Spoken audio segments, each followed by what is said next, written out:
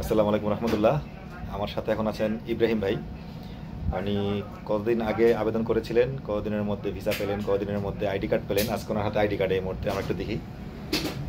উনি আজকে ID card receive করলেন, তো আমরা একটু ওনার কাছ থেকে শুনবো যে মোট কতদিন লাগছিল, কবে ইন্টারভিউ দিয়েছিল, সব কিছু মিলে। আসসালামু আলাইকুম।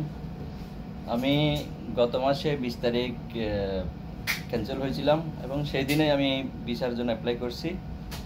আমার 19 তারিখ ভিসা হয়ে গেছে এই মাসের। 21 তারিখ আমার আইডির মেসেজ আসছে। আজকে আমি ওরা যখন আমাকে ডাকলো আমি আসলাম, আমার আইডিটা নিলাম। টোটাল 1 মাস 5 দিনের মধ্যে হয়ে গেছে আমার আইডি। বেশি টাইম লাগে না, সব কিছু প্রসেসিং ঠিক থাকলে, কোনো কমপ্লেন না থাকলে সব কিছু জলদি হয়ে যায়। আমি অনেক খুশি।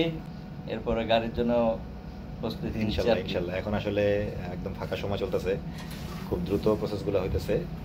মোটামুটি 2 থেকে আড়াই মাসের মধ্যে গাড়ি পেয়ে যাবেন।